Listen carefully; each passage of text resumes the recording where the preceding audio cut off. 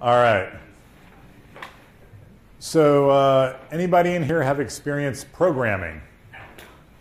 So the bad news is there's some stuff in here that if you've never programmed before is probably going to be foreign to you. The good news is it doesn't go into a lot of depth, so that part's good. So we'll talk a little bit about this, securing applications and fun stuff like that. All right.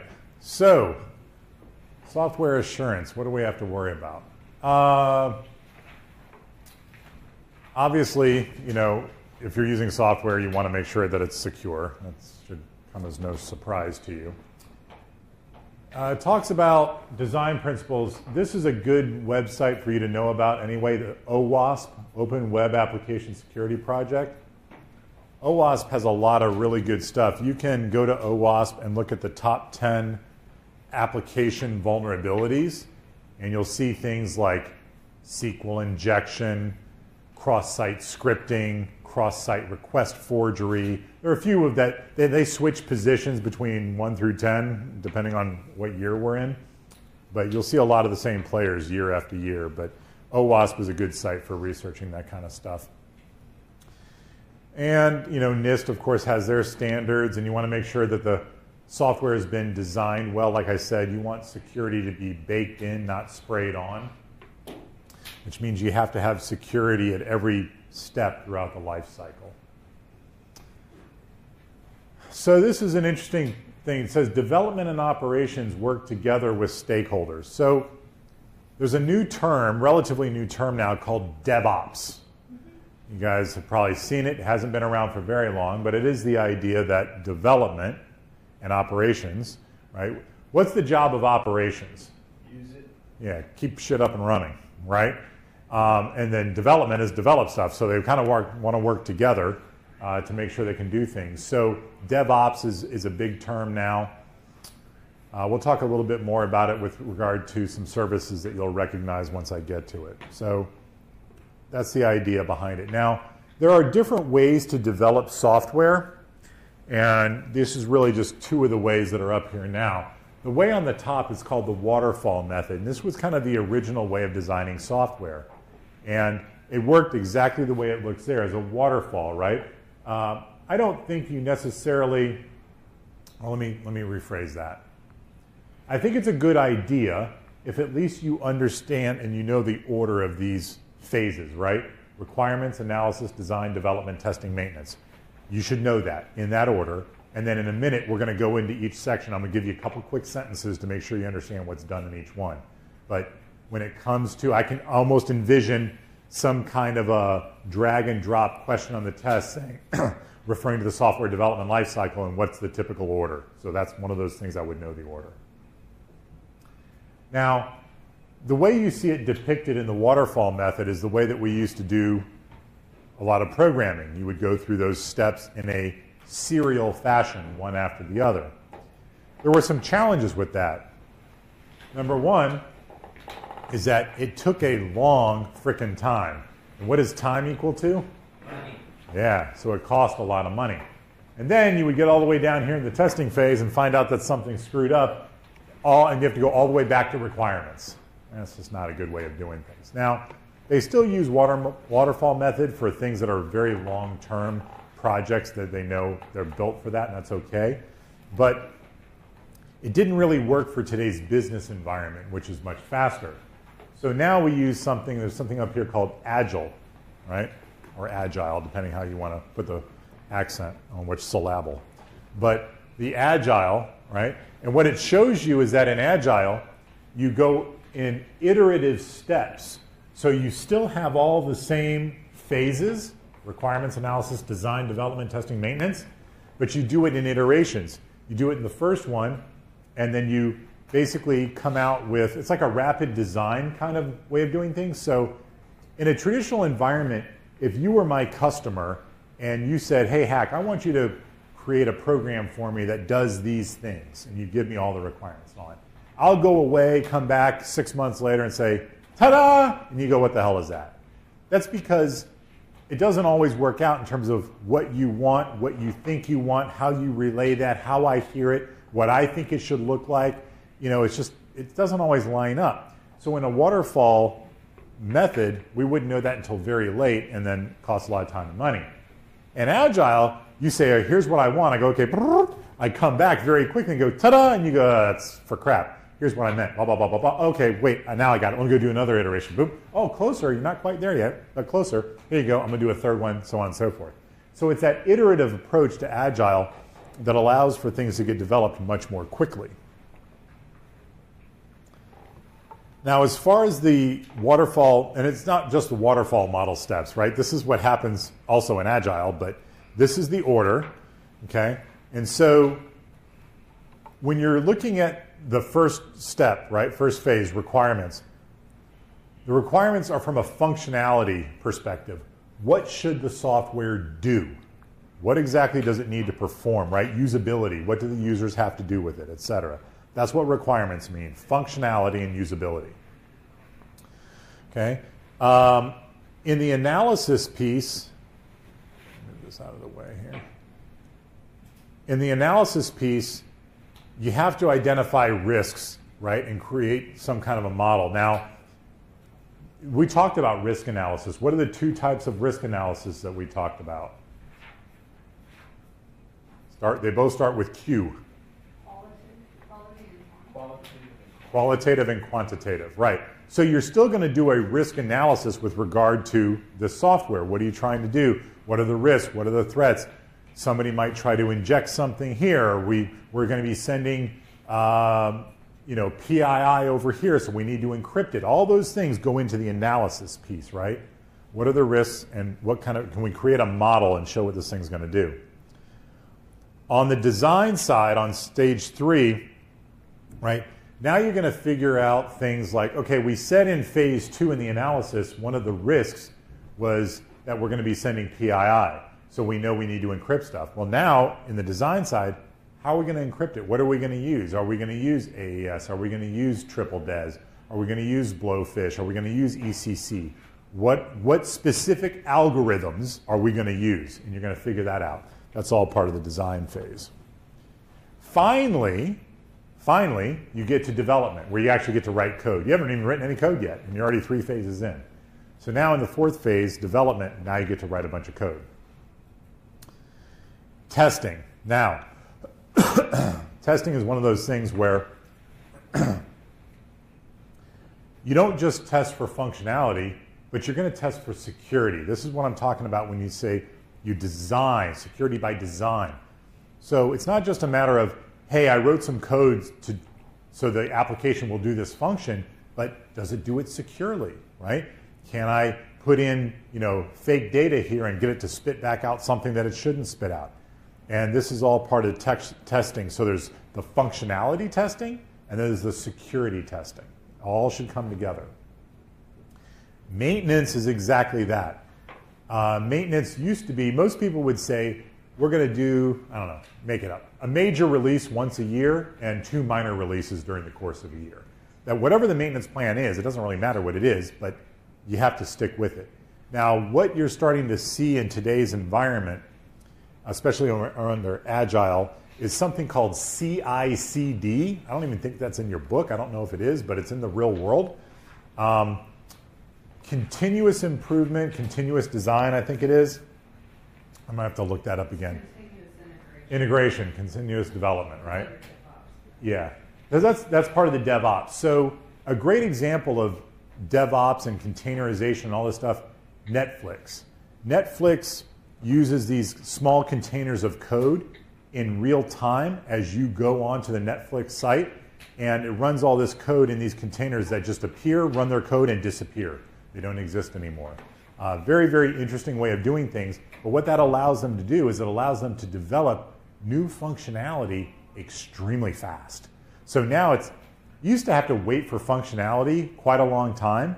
It doesn't work that way anymore. Now, because of the whole CI/CD and DevOps stuff, they can take in input from their customers, turn around and make a service very quickly, and it gets integrated very fast because of this agile methodology.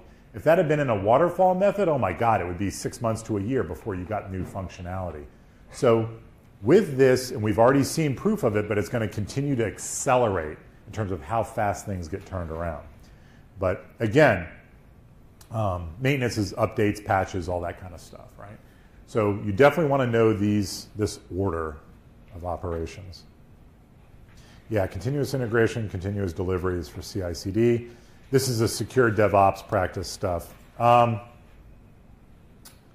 Security automation, again, that's going back to being able to, in real time, test security features. So I was thinking back to my days at Tenable and things like Nessus and all that. And Tenable has a product that does container security. Now you have to remember, you think about what these containers are, right? If you have a regular application that's a static application, it's just an application with a bunch of lines of code, and you can test it and take your time and everything's fine, no big deal. The way a container works in coding is that it's created kind of instantly, and sometimes, quite honestly, they're only alive for seconds. So think about the amount of how quickly you have to be able to inspect that code to know if it's safe or not, right? It's very, very fast. So this all happens in this CI/CD model and security automation. So there are tools that do this now.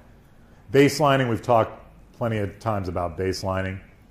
Now, immutable systems, it's kind of an interesting term, but the only story of an immutable system that I can give you comes from the Navy, actually. One of my former students, we were talking about this idea of coding and ripping and replacing code. Now, what he said to me, he said, like, think about it, he goes, with a submarine, you can't just call the sub into port and go ahead and do a little patch on the software. It doesn't work that way. These guys are out to sea for however long. So the way he described it was that when you have new software that has to go into a submarine, that's what it is. It's new software. It's not an update to the old software. So eventually when they come in, they rip out the old software, all of it. They don't update it. They rip it out, and they install the brand new software. And then they retain the old one for however many years they have to retain it, and then they can destroy it after 7 years or whatever the number is.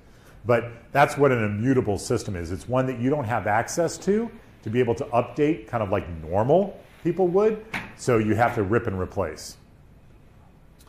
And then infrastructure as code. That's really kind of like programmable infrastructure, and the idea is that you've got a piece of infrastructure, a piece of kit, and again, you don't want to update it. You just want to have a brand new piece of kit, brand new functionality. They can do that now by replacing all of that burned in firmware, if you will. So that's infrastructure as a code, right? Ability to deploy a completely new server, whole new thing, appliance. That's not doing what I want. There we go. Okay. This says program lifecycle, and what it means is not like a program like program management. This means program like an application, okay, in the lifecycle of an application. So what happens is, first of all, somebody has to develop it. This is another one, by the way. Probably good to know the order, right? You have to develop the application. Then you have to compile the application, right? So you develop it, you write all the code, then you compile it. When you compile it, you're turning it into basically an executable. The idea of linking is that within that code, it may have to reach out to other libraries. We talked about something like DLLs, dynamic link libraries. It might have to reach out to different types of libraries to pull in certain functionality, what have you. That's the idea of linking. Distribution is now you have to take that application and you have to distribute it onto the host that you want it to run. That's distribution. Installation, of course, is now you double-click on it, you install it, and the load time is when it loads into memory, right? And then runtime is now it's actually up and running. So the order of those, don't get the order mixed up, right? Develop, compile, link, distribute, install, load, run.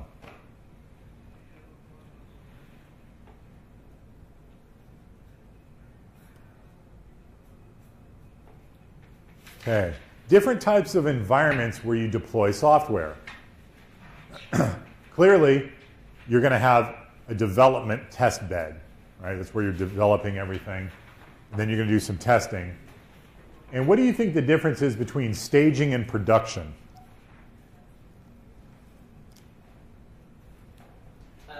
where they practice how they're actually going to set up the production. That's right. Why don't you just go straight to production?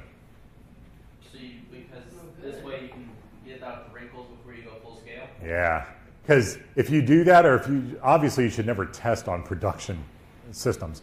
But you might say, oh, we've done all the testing, we can go right to production. Nah, you still need a middle buffer there. That middle buffer is the staging where you've got it kind of mimics the real life environment closely enough that if there are some issues, better they come up now than you deploy it and the whole thing goes down like your DNS server.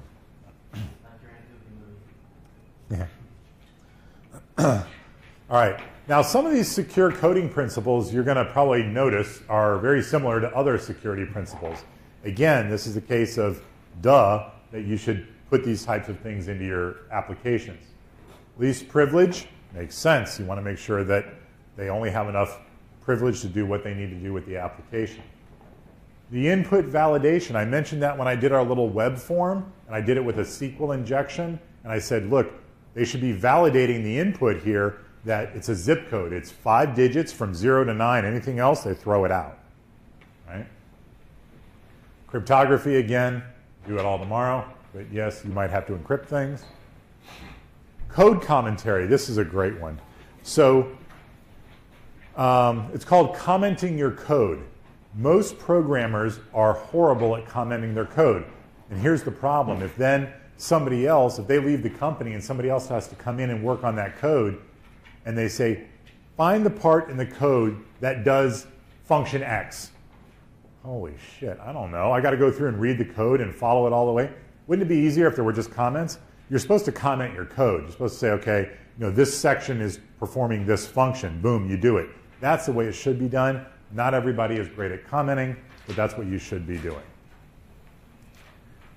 Data exposure is all about confidentiality. Again, if you're working with PII or any kind of PHI, anything like that, you want to make sure that you know what data is being exposed, how it's being exposed, making sure that it's secure, that it's encrypted when it needs to be encrypted. They talk about session tokens, again, making sure that if you log on to my system and I give you information that's for that one session, and that somebody else, like a man in the middle, doesn't try to intercept that and then replay that session. And I go, sure, just here, take the information. No. One time, here you go. Talk about that with, like, you guys are familiar with RSA fobs, like tokens? Somebody has to have one somewhere, right? Anybody got a token on it? Yeah, a little. And also, administrators have separate tokens. Yeah. Relative privileges. Yeah, it could be anything, but yeah, like an RSA token or something like that. But they call it an OTP, which stands for one-time password. How many times is a one-time password good? Right, one time. Same thing with the session idea, is that once you have a session with me and I give you that information, that session is it. So if somebody else tries to replay that, I go, I already sent that stuff once. I'm not doing it again. Memory management, I alluded to before as well, where you've got the idea of reserving certain space for memory and not allowing to have buffer overflows. Anything like that could be bad. Or once that memory is done being used, you go ahead and kill it. You delete anything that was in it. And if you think about the idea of how memory works, is that if I have 3 applications in front of me, application 1, 2, and 3, I'm going to allocate memory specifically for them, 1, 2, and 3. 1 should use 1, 2 should use 2, and 3 should use 3, and that's it. If 1 tries to use 2 or 3, that shouldn't be allowed. It should say, no. That breaks what we call the isolation rule. If you have isolation, that means that now I've got this little kind of virtual bubble around the application and the memory that's using, that it can only be used by that, not infiltrated and manipulated by somebody else. And how do you handle errors, right? Anybody heard of the blue screen of death? Right? What is it? Where your screen just freezes out and goes blue and it's dead. No matter if you it's an undocumented feature, right? It's not a bug, it's an undocumented feature. Well, the thing about the Microsoft blue screen of death is actually, it's a good thing, and it's a protective thing. I'll give you a little bonus information that'll probably help you in some other areas too. Have you guys heard of, when you talk about computer architecture, something called ring architecture, ring 0, 1, 2, and 3? Okay. throw this really quickly. I think it's pretty interesting. Oh, I got to put it up on there too, because Matthew's not here to do my job for me. No, conceptual, not physical. It's not working. It will. All right. So,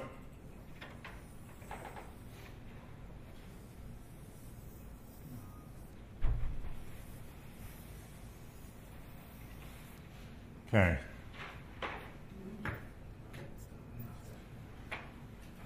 All right. There used to be a company you guys may have heard of called Honeywell. Okay. There was a guy who worked for Honeywell whose name escapes me now, but he came up with this idea, this concept of the architecture of computer systems. And the way it works is it's based on these rings, and they're concentric rings. This is ring 0, and this is ring 1, ring 2, and ring 3. And it's all based on trust, okay? So another term for ring 0, and by the way, you can write this down, you can remember this, you cannot remember it. It's just going to help you, not specifically on this exam, but just for other things as you continue in your career. The trusted computing base. This is, when you hear terms like admin and root and things like that, we're talking about ring 0. That's where the trusted stuff is. I wouldn't worry about 1 and 2 because nobody really talks about them anymore. They were just, right now we don't really care anymore, 1 and 2, whatever. Ring 3 is just everything that's untrusted. So, the reason this is important is because for all intent and purpose, you are either ring 0 or you're ring 3. You're either trusted or untrusted. There was a movie, I can't remember the name of it now, I want to say like, Remember the Fockers or Meet the Parents or somebody like that when he talked about the ring 0, or not ring 0, but the circle of trust. And what did he say about the circle of trust? You're either in it or you're out. That's what this is. This is exactly what this is all about. You're either in it or you're not. So, had a point, just lost it. I'm getting old. I started off telling you about the rings for a reason. What were we talking about? Trusted versus untrusted. So if you log into a system and you have user level access, which ring do you think you're in, 0 or 3? Why? Because you got user level access. That's right. Now, if you have a hacker and that hacker has gotten in and he's got user level privileges, what is he going to try to do? What's that term called? Elevate. Say it again? Elevate. Elevate privileges, which means he's trying to get from ring 3 to where? Ring 1. To ring 0, because it's either 0 or 3. You're either in it or you're out of it, right? He's trying to get root or admin, whatever you want to call it. It's all still in ring 0, right? So applications, users are up here in ring 3. So are applications. Applications, oh, another term that you'll hear, and I can't write anymore in ring 0 because I don't have any more room. So I'm going to put it out here. You guys have heard of this word before? Kernel, right? When you talk about kernel, you're talking about ring 0. So all of these things are associated with trust.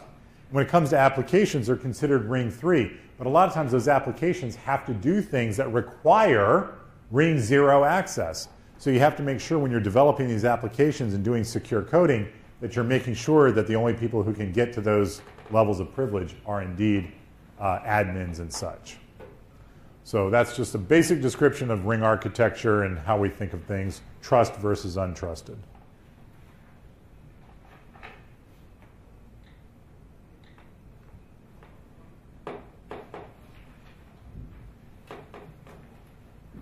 Oh, I know where I was going with this. That's right. I don't need to change the picture. We got started on this because you guys reminded me of the blue screen of death, right? So the way a computer is designed, it's designed so that if there's an error, and this is all talking about exception handling and errors, that it doesn't compromise its security. Ring 0 cannot be compromised, period, by design. So even if you say, what's the worst operating system you've ever worked with? I know what mine is. I have to go with Vista. God awful, right? And you could debate, there's other ones. But even, bless you, even Microsoft Vista, at its very core, which is ring 0, was absolutely 100% secure. How do I know that? Because by definition, it has to be. But here's the thing. The way this system is designed is that if you try to do something that would compromise the security of ring 0, the system won't allow it. Now, what it does, though, it says, I don't know what you're doing. All I know that it's bad. And if I allow you to do it, I'm going to compromise the security of my system, and I can't do that. So here's what I'm going to do instead. I'm going to go to sleep. And that's what the blue screen of death is. It's it never comes back on. The computer doesn't? No. Oh, well, yeah. It'll come back on. Yeah, it may not boot up entirely purposely, but it's not going to be compromised. That's the trade-off. Like, you're right, it is a brick, but guess what? It's a secure brick, right? So what happens is it goes to sleep. Now, it can boot back up and it can say, hey, do you want to dump the contents of memory and try to do an investigation? Sure, knock yourself out. But that's what it does. It senses that something's wrong and that if it does it, it's going to get compromised. So it can't do that by definition. Now, the human body is the same way. If you come up to somebody, if you get in a fight with somebody, and they throw a right cross and they land it right here, what happens to you? Shakes your brain, you drop. Yeah, you get knocked out. Why do you get knocked out? It's a physiological reaction to input that is potentially really dangerous. What happens is your body gets this input and goes, all right, I don't know what the hell that was, but I really don't like it, and I know it's dangerous, so what I'm going to do is I'm just going to go to sleep. And hopefully when I wake up, this will all be over and that the threat will be gone. So your body reacts the same way. That's your body's blue screen of death. Right? And when you get hit right in your jaw, it legit shakes your brain. That's why you drop. Yeah, that's part of it, but there's also some neurological stuff going on there, sending signals saying, I really don't want to be here right now, right? But yeah, you go to sleep. So it's the same idea. So the blue screen of death is actually, it's not a documented security feature, but the reason it's there is for security, because under no circumstance can ring 0 be compromised. And that's what would have happened. So what would you rather have, a compromised computer or a brick? I'd rather have a brick. Right. So it's a security feature. Input validation, kind of mentioned this already. Talked about, you know, the zip code one, but what types of values do you want? You want, you know, if you have a loan application or something like that on a website, and you're putting in loans, like, can people put in some ridiculous number like, I want $10 billion, and all of a sudden have it have some weird output or something like that? That's the kind of stuff. You want to make sure that you're doing all your input validation. SQL code, we saw Little Bobby Tables was a great example of sanitizing your code. Same thing on the browser client side and server side validation. So there's two sides of the equation, right? If I'm a client and you're a server, when we go to communicate, ideally, I'm going to validate that you are who you say you are. If you say you're Amazon.com and I'm going to go shopping there and spend money and give you my credit card information, I better make sure who you are. The flip side of that is that you may want to validate me as the real client. Is this really John Hackmeyer? Should I be giving him the information that I have on him back in this back-end database? So ideally, it's going to be both, but yes, right? Is it going to affect speed? Yeah, it probably is. It's going to be a little bit slower, but again, it's security. Talked a little bit about cross-site scripting. Oh yeah, there's one that's not mentioned in here, but I'll talk about it in a second. So you'll see all this stuff about HTML escapes, attribute escapes, JavaScript escapes, CSS escapes, URL escapes, right? So the idea of using these escapes, all you have to remember about them is that it allows the application or the browser how to handle input correctly, right? So when we talked about, remember this stacked query thing with semicolon, query, semicolon, all that? This type of an escape, like if you're doing that, if you're using JavaScript or anything like that, it would essentially allow the browser to say, wait a minute, that's not something that I should be doing. I need to go ahead and handle this differently, and I know what each piece of code is. That's what all the various types of escapes, again, I don't think you're going to get quizzed on it. To be perfectly honest, it's a little bit of an advanced thing for this class. But they also mention on number 7 here, the sanitizing library. So they have this thing that you can go ahead and you can run HTML through it, and it'll sanitize and look for things like, oh, wait a minute, your code isn't very clean here. Yes, it's functional, but if you put this in, you're going to have a vulnerability to this type of an attack. So you want to use that sanitizing library to clean up your code. And the one that's not on here, you will see this. This is weird in your book. It probably says something different. You'll see something called CSRF, which is cross-site request forgery. And sometimes in the book they call it XSRF. For cross-site, they use the X, kind of like you do XSS. I've actually never seen it represented with an X in real life. I've only seen CSRF. So maybe it's something you'll see on the exam. I'm not really sure what to tell you on that one. But essentially what happens is you have an attacker that is going in on a session that's already been established, and they are performing functions inside of the user's browser without the user's knowledge. So let's say you go to your banking website, and you're logged in now to your banking website. If somebody were doing a CSRF cross-site request forgery, right? The attacker could then run commands through your browser session, and the server at your bank thinks it's you, right? That's bad juju, man in the middle kind of stuff. And there's a certain technique that you should be familiar with. I think it's in your book. It's called synchronizer tokens. They're single session tokens that, again, allow the server to know that, wait a minute, this is hack.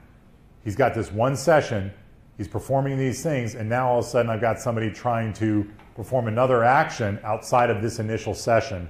Even though it says it's hack, I'm not going to allow that. I'm using this token. This is the one thing it can do, and that's it.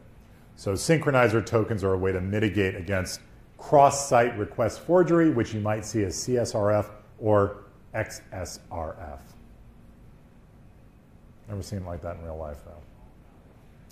Different types of application testing. Right? If you're doing static analysis on code, that quite literally means you're looking at the actual code.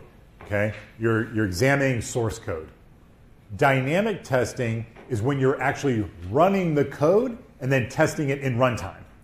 So static is looking at the actual code, and then dynamic is in runtime. Now I'm going to do a bunch of stuff with it. I might do stress testing, which is a great way of looking at load. How does it handle load, right? Does it crap when it gets too many connections? What does it do? Does it start spitting out funky stuff? That's stress testing.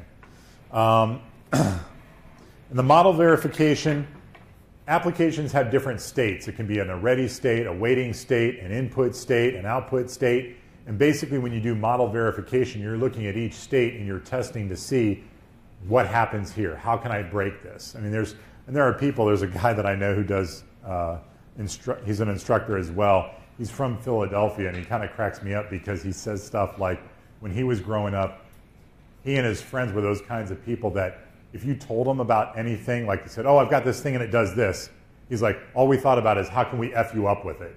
Like that's just the way they think. They want to break stuff, and that's what model verification allows you to do. People that like to break stuff say, okay, great, here you go. Here's a piece of software, run it. Try to break it. It's good stuff. People get paid to do that.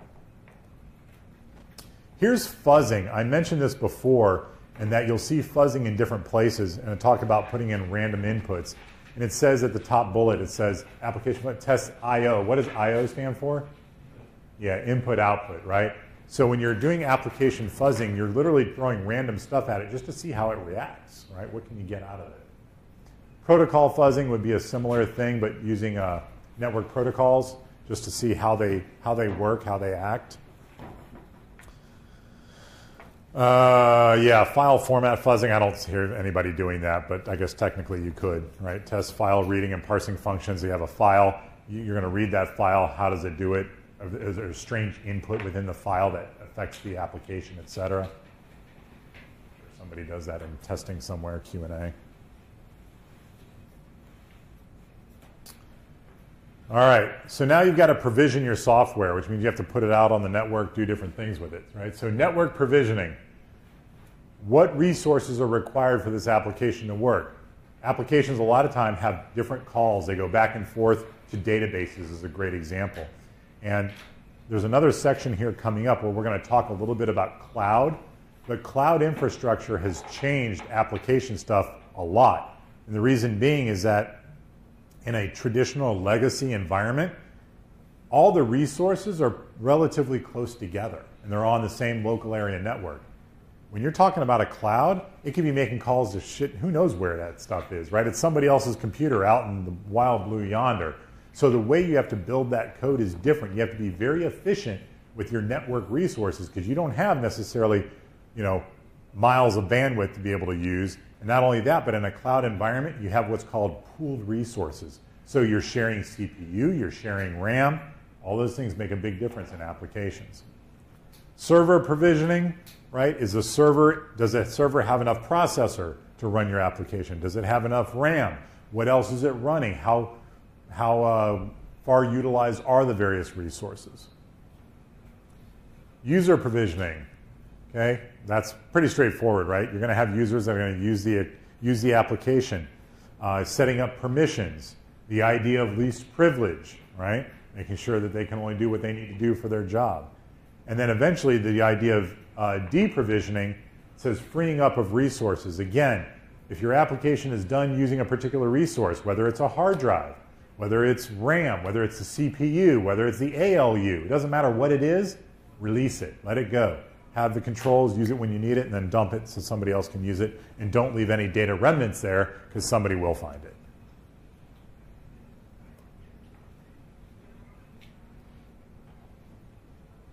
All right, hardening applications. Okay, so of course host and network hardening. This isn't just applications, obviously, because now we're talking about host and networking, right? But this is all about patch management, making sure your software is up to date. If you have whatever software you have and it's supposed to run, you get Microsoft updates all the time on stuff like, okay, I know I got to run this thing, get my update, and keep moving on, right? A lot more than it used to be. Secure configuration, that's overall everything we've been talking about. Testing, we talked about, there's a little bit of redundancy obviously in this section, but testing, different types of testing, user input, fuzzing, anything like that. And then maintenance, same idea. Auditing, doing audits, is the software running the way it should run? If you have to patch it, patch it. Training users, it's one of the biggest things, right? Do the users actually know how to use the software? What percentage of think of all the applications that you use in your daily life at work. What percentage, on average, of any application do you think you use? Of its full functionality? 7%. Yeah, maybe 5 to 7%, somewhere in there. It's very, very little. Think about all the things, I mean, just as simple as it is, but think about PowerPoint. PowerPoint's a very powerful program. You can do a lot of really cool stuff with it. Most people use about 3%, probably, right? I'm an advanced user probably in PowerPoint. I didn't build this thing, but I'm a pretty advanced user in PowerPoint, and I still probably only use 15%. So design, like for secure configuration, for example, like for SQL, where you would have the actual server sitting in the DMZ and your data center, the data on the secure network. Would that fit under the secure configuration? So if you have so you're saying have the data, why would the database be in the DMZ? What are you trying to do? No, the database would be in the secure network. Oh, okay. What's on the DMZ? The SQL server itself. So if you Oh, have that application, oh yeah, you're running it through? right. Yeah, is that part of configuration? Is that what you're asking? Yeah, kind of configuration of, yeah, and it's also part of the network architecture too, right? So it's a little bit of both. I don't think any of these are meant to be atomic in nature. I think you're going to have blended environments like what you just described, yeah. Because, yeah, that's just good design, right? I've got my application on the DMZ, but I've got the actual data in a secure location. And then not only that, but at that point, your data inside your secure LAN should only accept requests from that machine as well, right? And be locked down. All right. Oh, sorry. Yep. For 2, secure configuration, is it server-side validation? Because in the book it has client-side. Oh, the book says differently? Yeah, client-side validation. You know what? Honestly, I'd put both. I don't think it's one or the other. Okay. Because again, like I said, you want to be able to validate bidirectionally, but you do give up some performance to be able to do that.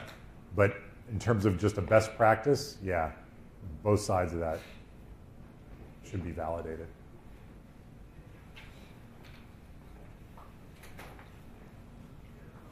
Good catch. All right, see if we can figure this out. Let's see, what technique test application? Random input, yep. Did you say Bravo? Yep, B. Yep.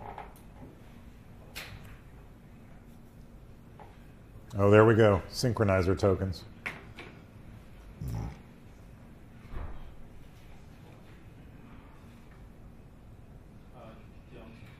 Yep. Cross-site CSRF, I don't know where they get this X from, but all right. Can live with it.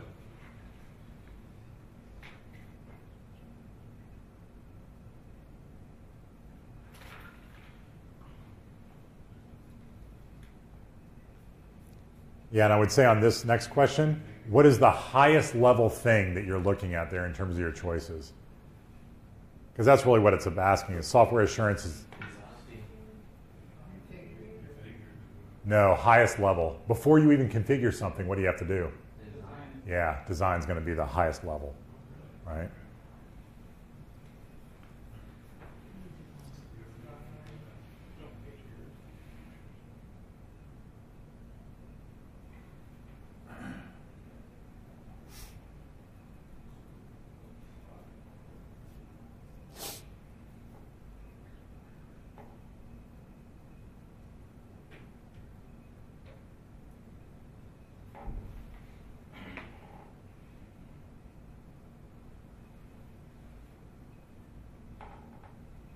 Any thoughts on this one? The first one? Yeah, the first one's definitely problematic. Yep, the third one. I'll give you a hint, there's one more. We didn't really talk about it. Yeah, it's kind of E, the secret cookies thing, and I'm not really sure I quite understand what a secret cookie is, but maybe there's something in your book that explains it better. Oh, yeah, there you go. Secret cookie, yeah. Because a cross-site request forgery, it wouldn't matter if the cookie's secret or not, because the point is that you've already authenticated your session, and now the user is just jumping on that session, so wouldn't protect it. Let's try the next one.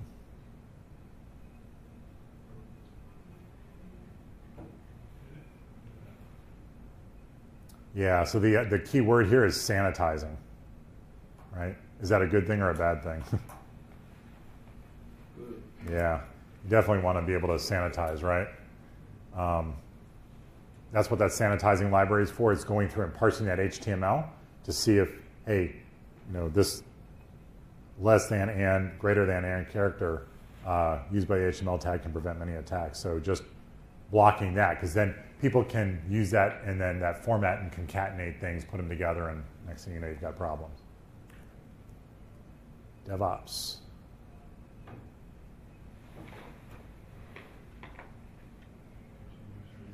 Yeah, correct. B. All right. All right. I think we're going to take a short break and then come back, because I think we're on the last, let me check this, I think we're on the last stretch 12 here. pages for the chapter. Where am I now? Yeah, 433. Yeah, we don't, this is like 20 more slides or something like that, but let's go ahead and take a short break. I'm going to get you out of here early, believe it or not. Yeah, let's go. Let's come back at 3:30. Oh, what is that? This thing's doing weird stuff. There it is. All right, give my voice a little bit of a break here. So, yep, come back at 1:30.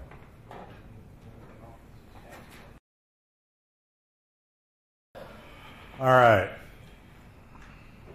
So the last section we're going to talk about today is about virtual systems and about cloud services. Pretty cool stuff. Again, I don't think it's not a really hard section. Pretty interesting. Cloud stuff is a little bit newer than the virtualization, but still important. So how many people are pretty familiar with virtualization? Anyone? No? Awesome. Yeah. So VMs, or virtual machines, okay? A couple different ways of doing this thing. So you have some virtual machines where there's a thing called the hypervisor, okay? And the hypervisor, it's listed here. And what you see, and it's kind of depicted here, okay, is that the hypervisor is the thing that separates the actual virtual machines from the host computer, the physical computer. And it's the hypervisor where all the communications go through it. So if your virtual machine is doing anything at all, and it's trying to get access to resources on that host computer, like the disk drive or anything like that, it must go through the hypervisor. That's the abstraction layer. Now, there are two different types of kind of virtual machines, if you will. And they have one, I don't call it that. Well, they call it bare metal. Right up here it says bare metal. Sorry, I got a funky shoulder. There, now I can reach. The bare metal is what's called a type 1 hypervisor, or type 1 virtual machine. And what it means is that the actual virtualization software is what's running on that host machine, okay? And it runs directly on the machine itself. That's what we mean by bare metal. The difference between that and what's called hosted, in a hosted or type 2 virtual environment, you have a machine, a host, that has an operating system. That operating system then runs a virtualization system on top of it. That's the type 2. So there's hosted and there's bare metal. It's funny how they have this strange picture here. So this picture actually would be type 2, would be a hosted, because it's actually got the virtual machine. There's a guest operating system. Oh, no, you know what? This is bare metal. So what they did was, it's really weird. Did they label this in your book? Because this is a very odd drawing of this, now that I really look at it closer. Yeah, just like that. Yeah, but does it say anything? Does it say type 1 or does it say hosted or anything? Virtual machine 1. Yeah, there's type 1 and type 2, hosted and bare metal. But is it pointing to this? It doesn't tell us what this is. Yeah, because this is a weird way of doing it now that I look at that in more detail. So virtual machine 1, guest operating system. So this looks to me like more of a bare metal, in that the hypervisor is on the host computer, and then you have different guest operating systems operating inside that environment. So probably going to be a bare metal versus the hosted. See if there's anything else that's funky on that. That is a really odd drawing. I've got a better one somewhere else. I should probably replace it.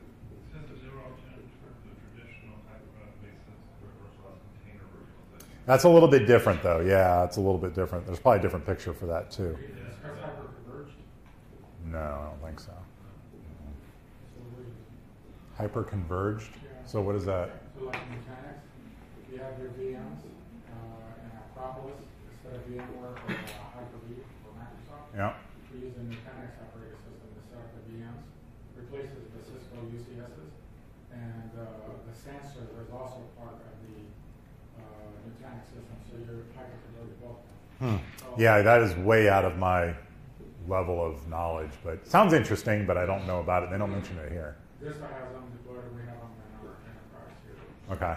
Infos across the street here, Zipper, and Interesting. Yeah, I might have to look that up. Never been. Pretty neat. So there is some, there's some benefits definitely of using virtualized servers, but there's also some drawbacks here. So benefits, right? VMs using different operating system can share a host without conflict. So if you have a physical box that then has a hypervisor on it, this is a type 1 bare metal, you can then have, within that one box, several different virtual machines all running different operating systems. So you can have a Windows one here, a Linux one here, whatever you want over here, Sun Solaris, doesn't really matter. The point is that that's kind of one of the benefits, is that you have one physical machine that you bought, and yet you can host 3 different machines of different operating systems on the one. That's a good benefit. Maintenance on one VM is isolated from others. So the term isolation is really synonymous with virtualization, because the whole idea is that if you can't isolate something, there's no point in doing it because it's not secure. Right? I talked about that with regard to applications. Remember I said I had 3 applications, 1, 2, and 3. They each had their own memory that they were assigned, 1, 2, and 3, and they should stay in that little bubble, that little isolation. Same thing goes in virtualization. If I have one physical machine that's hosting 3 virtual machines, do you think somebody should be able to just go back and forth between those machines willy-nilly? The answer is no. That has to be isolated. As a matter of fact, it's called escape. If you can escape from a virtual machine to another one, that's bad juju. It says VMs are easier to back up, restore, or move. Restore, yes. Back up, sure. I'm not sure I really buy that. But definitely move because it's a virtual system. And easier to change or upgrade hardware. So virtualization has been a great thing, there's no doubt about it. But there are some serious drawbacks. When I was first starting off in this industry, you guys are familiar with the term when referring to a server as an RU, like one RU? What does RU stand for? A rack unit, right? Back in the day, if you were talking about a server, and you said, oh yeah, it's a 1 RU server. It's one rack unit. It's about this big. One server probably weighs about 45 or 50 pounds, right? If you wanted to steal somebody's server, you would need to have physical access into the data room, to the data storage, and you would have to go unscrew this thing from the rack and somehow sneak out with a 50-pound box. Well, guess what? Virtualization changed all that, because now, how easy is it to steal a server? It's easy. Put it on a thumb drive, right? Think about all the servers that you could fit if you had a big enough drive, right? So it changed how security works. Also, it changed, think about provisioning. Back in the day, if you wanted to have a server, man, you had to go through 6 or 7 people, get sign-off, go through a process, all this crap, order the machine, blah, blah, blah. Guess what you have to do now? Click. You just provisioned a brand new server. Right? So there's a lot of things from a security perspective that make virtualization very, very dangerous. There's a thing called sprawl. What's virtualization sprawl? It means you got machines out there you didn't even know that they're even there. Right? Somebody created a machine. If you don't have the permissions locked down for the admin who can actually create the machines, people can spin up machines all day long, put them on your network. You have no idea that shit's out there. Right? Very, very dangerous. So there are a lot of benefits, but from a security perspective, a lot of nightmares too. Now, it says container virtualization. This is a little bit different, right? So this is what I referred to in the last section when I talked about Netflix and container security. So if you look at this drawing, you've got an application, and then you've got application container 1, and these are all separated and isolated, and they should be. But when an application creates a container, it is basically a short-term application within an application that runs. It spins up, it performs some kind of a service, and then it goes away. So this is the idea of containerization. So when we talk about containers, just think of them as applications within an app. They're kind of short-term applications that come and go very quickly. And they provide different services. So that's how Netflix works based on container security. You go ahead and you want to watch a movie on Netflix, you send a request, boom, it pops up, says, oh, this is who this is, I'm going to create this container, I'm just going to run this program, that program's going to serve up that content, boom, I'm done, I'm out. That's it. Virtual network devices, this is always really interesting. So part of the challenge of, we talked about VLANs earlier. There it says VLAN, right? VLAN 10, VLAN 20, VLAN 30. Virtual server. Okay, so the thing about virtualization is that because it doesn't physically exist, it can be difficult to keep your arms around and to track, because it can go away, it can come back up. All these weird things can happen. You can have virtual environments that, if you're monitoring your network, that if you don't set up your monitoring correctly, you're not seeing any of the traffic inside that virtual network, right? So you have to be careful with this stuff. But what they're trying to get across here is that you can have these different, this is all virtualized, right? So the idea is that you have one single virtual server, this big old thing right here, all right? And it's attached via the trunk to the switch, enterprise switch. And then inside of it, you've got the different VLANs. So these are different local area networks. And a VLAN is the same thing as a regular LAN in terms of how it functions. So if you're on LAN 10 and you want to go to LAN 20, because you have to, make a connection there. How do you get from one LAN to another LAN? Through a what? What device?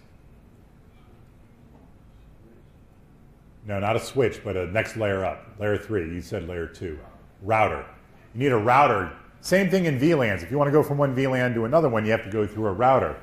And this is where, we'll talk networking stuff later in the week, but this is where terms get really funky. Because have you ever heard of something, they'll call it a layer 3 switch? I hate that term because there's no such thing as a layer 3 switch. It's called a router. If it says layer 3, it's a router, right? And I get where they're coming from, but it confuses people, and there's no need to do that. So in a virtual environment, you've got a virtual Solaris server, a virtual Windows server on different VLANs going through a virtual switch, which is really a router, because that's the only way you can get from VLAN 10 to 20 or to 30. So I don't even like the terminology there. But all of that stuff can exist, and you not even know about it, right? So I did some work for a company a long time ago. I don't think they're around anymore, called Catbird Technologies. And they had some interesting security for virtual networks. And there are things as virtual firewalls, virtual IDSs, and all these things can exist in your network infrastructure, just like a regular legacy environment. So they are all out there. Then you have this, they didn't call it this, but it's the software-defined networking, SDN. They didn't call it that. They just called it software-defined networking. So we have this now. This is becoming more and more popular, especially with the advent of cloud services. And they have two things. They talk about the control plane, and they talk about the data plane. So the control plane, it says, makes decisions about overall flow of traffic. All that means is routing and switching in something that's called QoS. Anybody know what QoS stands for? Quality of service, that's right. So if you want to prioritize traffic, a great example is VoIP. What does VoIP stand for? Voice over IP. Yeah, voice over IP. So if you want to prioritize VoIP traffic, you're going to use some type of a QoS flag to do that. And all of that is done in the control plane. If you're making routing decisions, switching decisions, all that stuff is done in the control plane. The data plane is where the actual data flies through, right? Frames and all that fun stuff.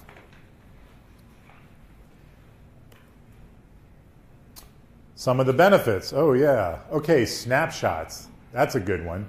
So if you have a virtual machine, one of the things you can do is, let's say you're doing some testing of some software. As you go, you can take snapshots of that image at that point in time. And that way, if you do something later on that totally hoses it, you fall back to that snapshot and you say, okay, I want a do-over. So that is a really cool thing. Much easier to do in a virtual environment than in a real environment, right? So that's a good one. Sandboxing. The whole idea of sandboxing is the idea of isolation.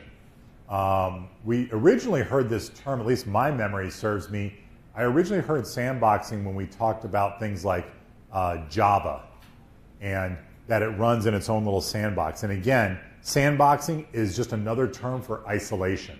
It's the idea that whatever functions this thing is doing, they are all contained within this safe little bubble. If it tries to reach outside of this and touch something that it's not allowed to do, it should shut it down. It shouldn't allow it to do it. Yeah, for different kinds of testing or You what? can access secrets. Okay. We use VPN and VDI, sandbox mode. So we have other components like stars or stripes belong to us, but they're on a separate domain. Okay. So we allow them to come in a sandbox environment, so they're not getting our GPOs or anything, but they can still access resources. Okay, and you guys know what GPOs are? Group policy. Yeah. So, Infos uses the same thing now. We're allowing infos across the street yeah. to access us. So by sandboxing, you're providing them a safe place where they can't interfere with you, right? So they can come in and they can get access to what they need, but they don't necessarily, they don't pose a risk to you. That's right. Yeah. So that's a similar idea. I wouldn't call this sandboxing, but it's a good LAN management thing. So if you work in networking and you always have a management VLAN or something like that, one of the things that people commonly do is make sure that it's one-way traffic only. You can only manage devices if you're in the management LAN reaching out to touch the device, because that means you have a privileged user in here reaching out. If somebody from the outside tries to reach into the management LAN, it should deny them. You shouldn't have that two-way traffic. It should never be initiated from outside of the LAN. So that's a good point. I like that one too. Availability and elasticity, that's a great term. So you guys are familiar with AWS, right? Amazon Web Services and Azure and things like that. All these things are elastic in nature, and what that means is that provisioning is a lot easier. You can spin up and shut down servers as you need them. So think about if you have an e-commerce business, whatever you're selling, it doesn't matter, but let's say you have an e-commerce business, and now all of a sudden, and this is before cloud and AWS and all that, and you wanted to prepare for the big Christmas rush, you only had one choice: go out and buy more servers. That was all you could do. You had to invest in that infrastructure and then hope like hell that you needed it and that you had enough of it. You don't have to do that anymore, because that's what happens if you don't get any of that business. You just spent, a couple $100,000 on equipment that you don't need now. That's a waste of money. Now what you can do, though, because of elasticity and cloud services and everything, you can just make sure that once your current web servers or e-commerce servers get to a certain level of utilization, that it spins up a new instance, and then the new traffic starts going there so that you can always be ready. And then when they're done, it shuts down. So not only that, but you don't have to pay for that thing for the entire life of it. You only pay for what you need, right? What was that? Only pay for what you Yeah, you only pay for what you need. That's right. So really cool stuff as a result of elasticity. All right, how do you secure these things? Talked a little bit about this, right? Established responsibility, that's really the idea. Again, you have to know who has admin access to this stuff. Like I said, spinning up a server is no problem. You want to, put a server on a USB drive and walk out, it's all yours. Hardening host, that kind of goes without saying. There's the SPOF, single points of failure. Understand where you have single points of failure. Security, secure virtual network devices. This is all, it's kind of under the same heading. I don't know if there's anything sexy here. Maintain host resources, verify. Compliance can be a good one, though. Compliance is one of those weird areas where depends what you do for a living. So let's say I already gave you one, which is if I'm dealing with health care information, what do I have to worry about from a compliance standpoint? What if I'm taking in and utilizing credit cards for transactions? What do I now have to worry about? No? What did you say? No? Credit card information. PCI DSS. Payment card industry.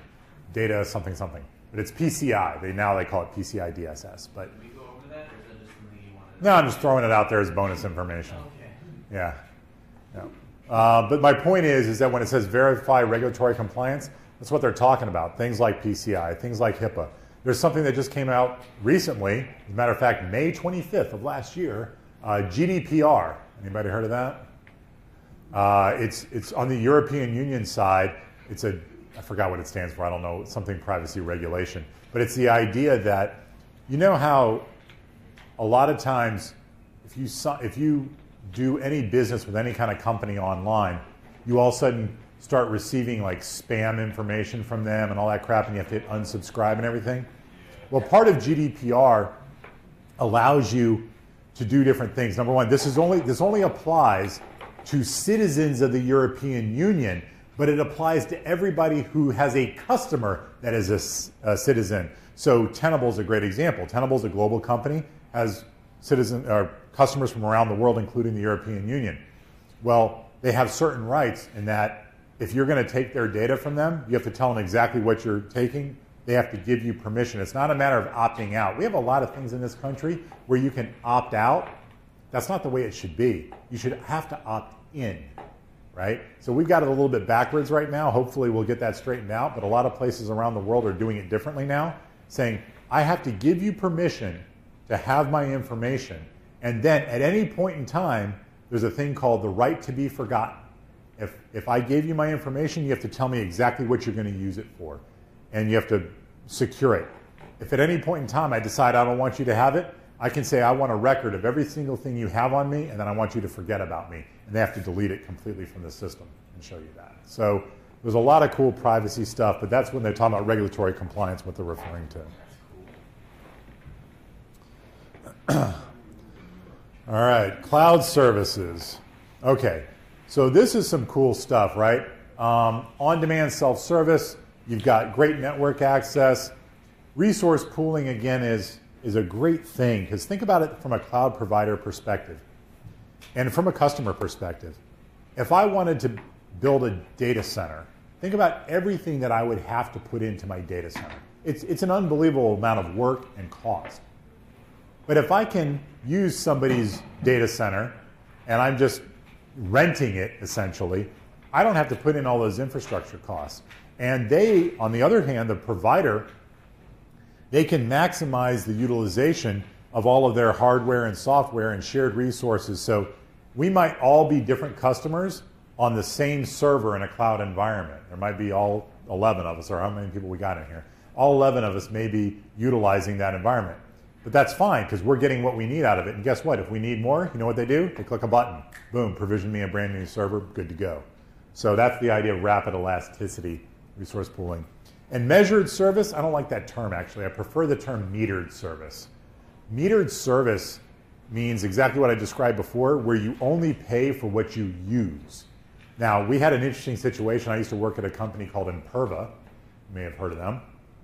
But Imperva, we had created this lab environment for our SEs to work in, and they would spin up these boxes through Amazon and use them to do testing and all that stuff. But here's the problem. If they didn't shut them down, they stayed up and the meter kept going. Next thing you know, the SE got a bill for like $500. Like, what are you talking about? I used that thing for 10 minutes. Well, guess what? You didn't deprovision it. So it stayed up, and that's the idea of metered services. So it can be a very good thing because you're only paying for what you use. But if you don't understand how it works and you don't deprovision it, it can cost you some money. When you reference SE, what's that? Sales engineer or a systems engineer. The technical counterpart to a salesperson. So here are 3 different cloud models that you should know. They're very, very simple. We're going to read them from the bottom up. So the first one, and you'll always see these, you might see it spelled out, but you might see it as IaaS, like capital I, lowercase a, capital S. Same thing for PaaS and SaaS. Right? So the reason we're looking at this from the bottom up is because that's really the way this thing works, in that at a very minimal level, you need infrastructure, you need racks, you need Ethernet cabling, you need servers, you need air conditioning, right? You need all these things at an infrastructure level. So if the company that you're utilizing is an IaaS, an infrastructure as a service, they are offering all of that to you for whatever the price is. Now, everything that goes on top of that infrastructure, such as operating systems, and then applications, and then ultimately your data, all that's up to you. The only thing they're providing you is infrastructure. All right? Sorry, 1 second.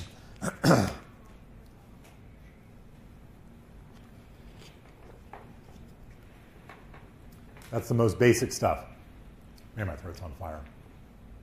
So then we go up the next level to PaaS, or platform as a service. A PaaS solution provides everything that an IaaS does plus operating systems. Okay? So they have different operating systems. If you say, I need a Linux operating system, I need a Windows operating system, it doesn't really matter. They've got a bunch of standard images that you can use, and you don't have to manage that. When it comes to updates and patching, guess who does it? The provider. That's what you're paying for. So when it comes to the care and maintenance of all the infrastructure, guess what?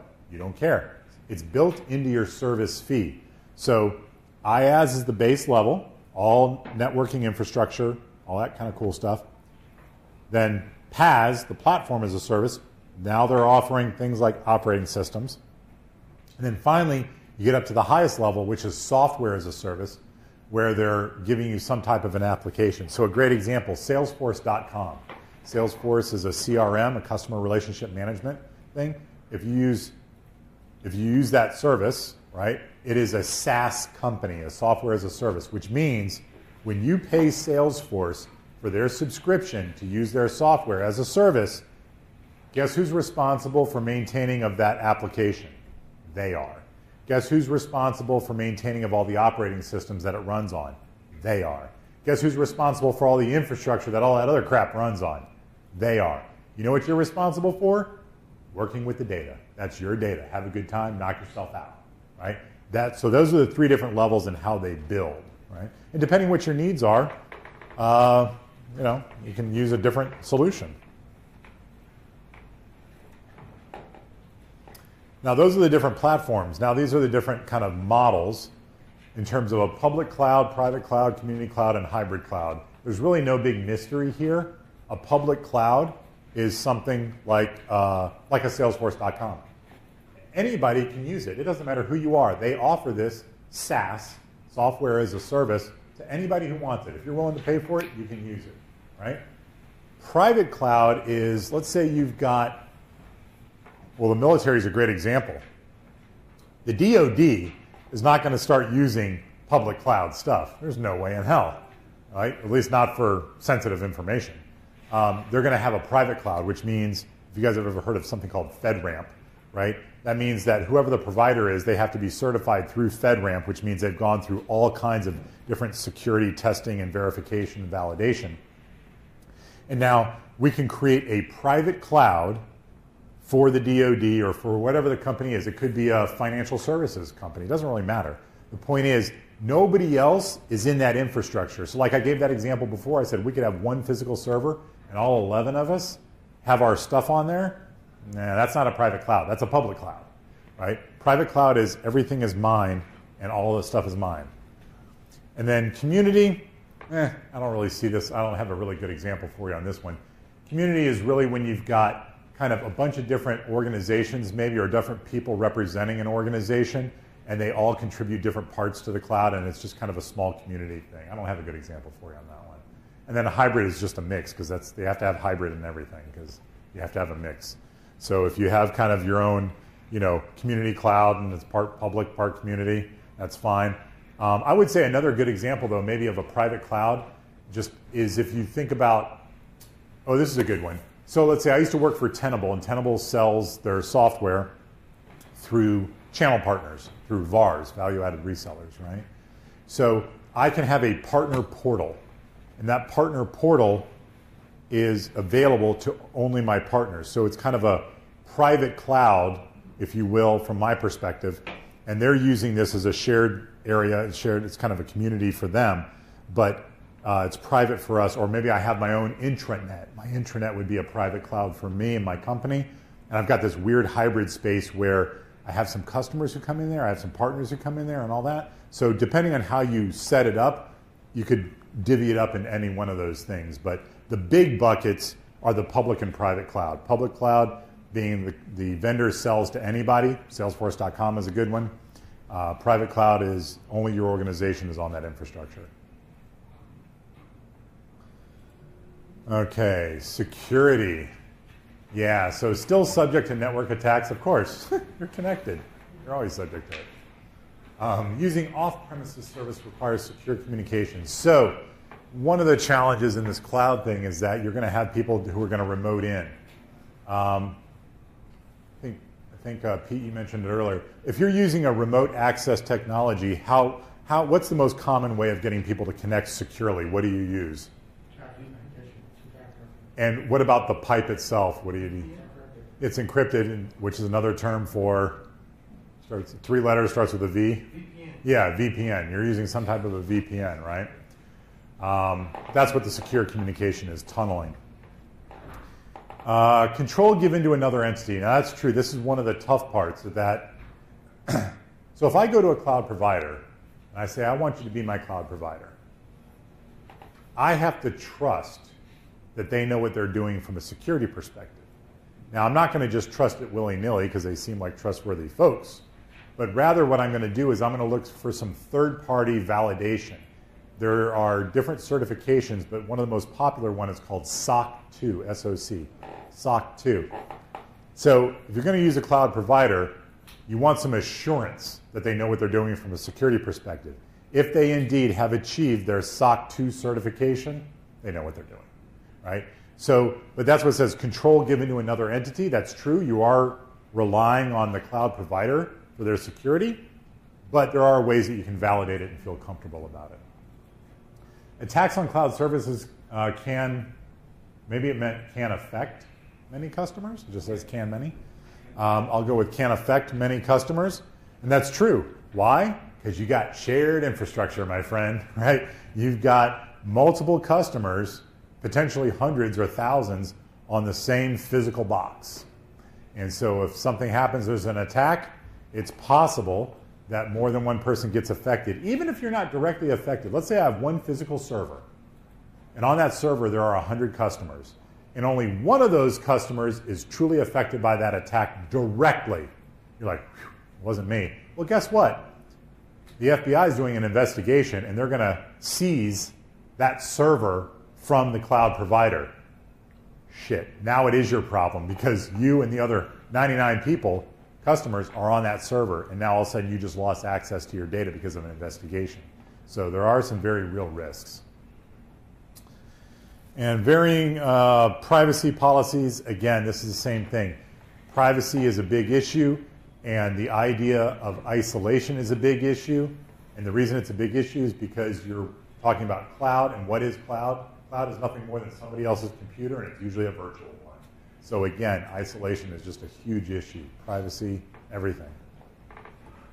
These same kind of concepts keep coming back. All right, let's see if we can do this one. Model would describe a cloud accounting service. Yeah, right, because that's software, right, as a service, whatever it happens to be, as opposed to infrastructure or just operating system.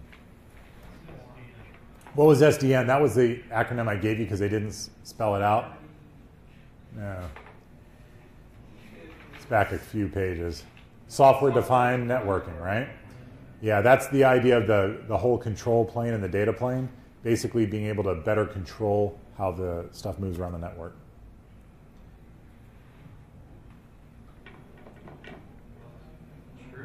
Yeah, it's true because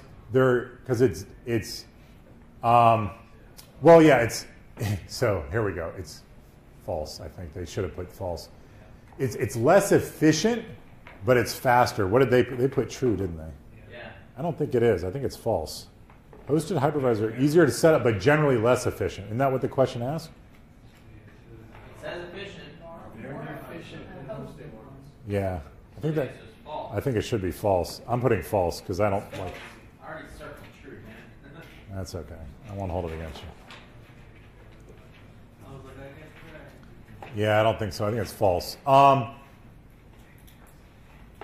me think about that for a minute. That's interesting. Almost being able to bare metal. In the book it says the hosted, which is track 2, not the bare metal, are less effective than bare metal. Less effective or efficient? Efficient. Yeah, hang on a second, because I read that again. It said hosted ones. Let me see that. Yeah. Efficient So it's true. are less efficient than bare The metal. answer's true. Yeah. More convenient. Okay, here we go. Hosted ones are less. Yeah, you know what? I remember when I looked at this one, I went back, I did the same thing that I just did here when I was setting this thing up. All right.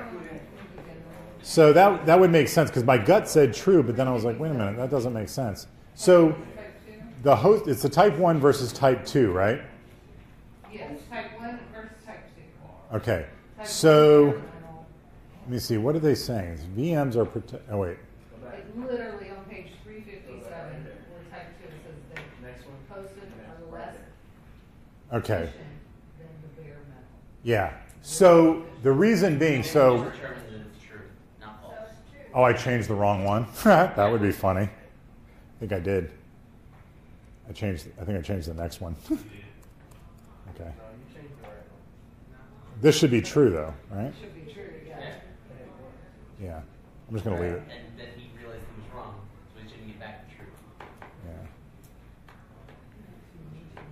Let's try that again. 30 days. Right. Good. Yeah, so part of the reason it's less efficient, though, is because you have now multiple operating systems running on top of that machine, right, as opposed to a single environment that is dedicated, like the bare metal, just hosting whatever that single operating system is. All right, now this one, the one I may have screwed up now. As long as the host machine has anti-malware protection, VMs are protected as well. True or false? Okay, I think I screwed this one up. Yeah, I think this one's false, and I think I changed it by accident. Yeah, that was supposed to be false. Yeah. I'm reading that going, that doesn't sound right. Let's try that again. Yeah, I'm a little bit punch drunk right now. Okay, let's make sure this makes sense. As long as the host machine has anti-malware protection, VMs are protected as well. True or false? No, that shouldn't be true, right? Okay, that's false. All right, individually. Yeah, they are independent. Okay, here we go. Let's see if we can get past this. Yeah, but it stops short of the applications. Yeah, exactly, platform. So that's going to give you the operating system, but not the applications. If you want applications provided, you have to go to SaaS. Next level up.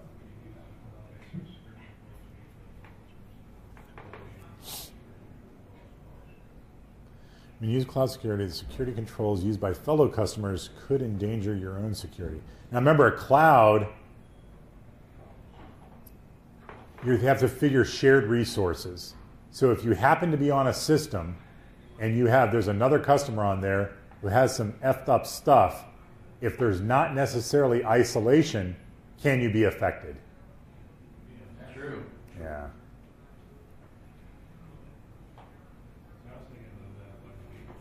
Yeah. You know, the way they phrased it, I wasn't quite sure, but the way you rephrased it was, yeah, definitely. Yeah, I kind of think theirs was a little bit goofy too.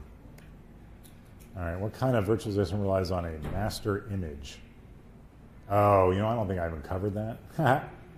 Whoops. Persistent VDI? Yeah, the non-persistent VDI, right? So, so let's talk about that. So what does VDI stand for? Virtual desktop infrastructure, I think, something like that. So the idea is that somebody goes into this VDI environment and they get this machine that now is their client machine. It's a virtual machine, right? A persistent one would be anything that they do on that machine is saved and they can come back in on that machine later, right?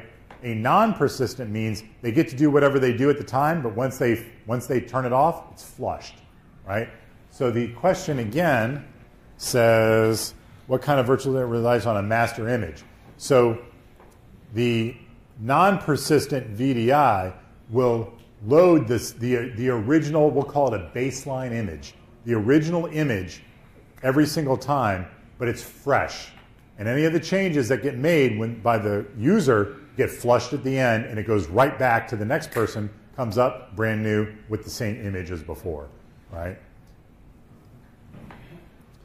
All right, let's see what this one is. Oh God, this is a long one. I need glasses. No, because it says it's off. The network is hosted off-site. Yeah, but the encryption or the sauce and everything is always. Missing. I'm not sure of that. Okay, well, I'm not sure either. yeah. So what's funny? They actually don't even cover this in the material, and I put a note in here. So it says security broker. That's what I thought it was. Yeah. So now, here's the thing. There's something that you should at least know. I don't even know if this is important for the test, but it is important for this question. Something called a CASB, C-A-S-B, right? Cloud Access Security Broker, CASB. Very common term in cloud parlance. And a CASB is a third-party organization that you can utilize for like authentication purposes. So you have a provider, a cloud provider, and you have a cloud customer, right? Here's a cloud provider on top, here's a cloud customer. You can go from the cloud customer directly to the provider, but a lot of times they don't do that, and the reason they don't is because they've got some interesting authentication that they want to do. So in the middle, you plug in this thing called a security broker, or a CASB, Cloud Access Security Broker, and that broker manages all the authentication so that the customer authenticates to multiple applications or whatever they happen to be doing through the CASB, and the CASB then sends the traffic, the authenticated user, up to the cloud. So if I read this thing again, let me see here. Your organization has decided to outsource a number of IT services to a cloud provider. They're hosted outside of your enterprise network, but you want to centrally manage, there you go. You want to centrally manage all the authentication, encryption, and activity logging and other security policies for connections between local computers and the cloud. So if you want to manage all that yourself, you can't very well hand it off to the cloud provider. So if you want to do it yourself, you have to work with a third party called a CASB, or security broker, Cloud Access Security Broker. Now you can implement all the security you want from an authentication perspective and then to pass the traffic onto the cloud. So it's a middleman that allows you to do what you feel is more secure. My thought was just that it can be on-premise because it's hosted off-site. Could be private deployment, which again is hosted off-site. And if it was security as a service, then it wouldn't be centrally controlled. That's why I thought it had a broker. Okay, sorry, I lost track of you because they have an error on here, by the way. I just noticed it. They talk about on-premise. There is no such thing as on-premise. It's on-premises. On-premise would mean principal, on the principle of, and that's not what they mean. They mean location, so it should be premises. So, okay, now start over, because now I got so stuck on that I lost you. Well, I was saying that the first thing says that it's going to be hosted off-site. So for me, I knew that... So A was no good. A was no good. It Okay. also says private deployment, but again, it says it's going to be off-site. Yeah, you already said third party. You already talked about a cloud, so. Right. And then it says centrally controlled, which means security as a service would be controlled at the cloud site. So the only thing left would be security broker.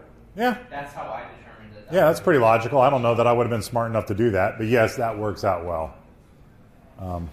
And then, Mike, did you have something you were about to say? You cleared it up the Okay. Summary. Okay, good. All right, did I get you out of here on time? I did. It's only 12 after. Awesome. All right, so let me see what we're going to do tomorrow. Start with crypto.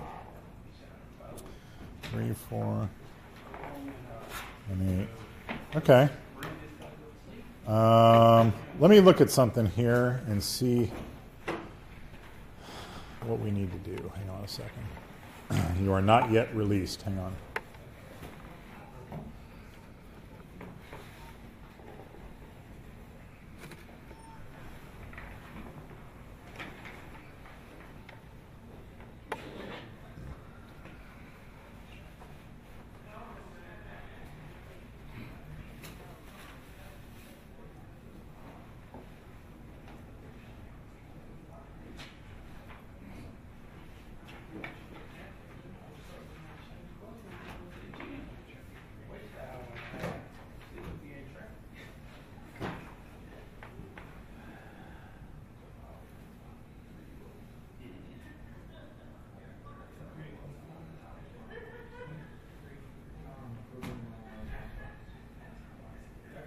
Okay.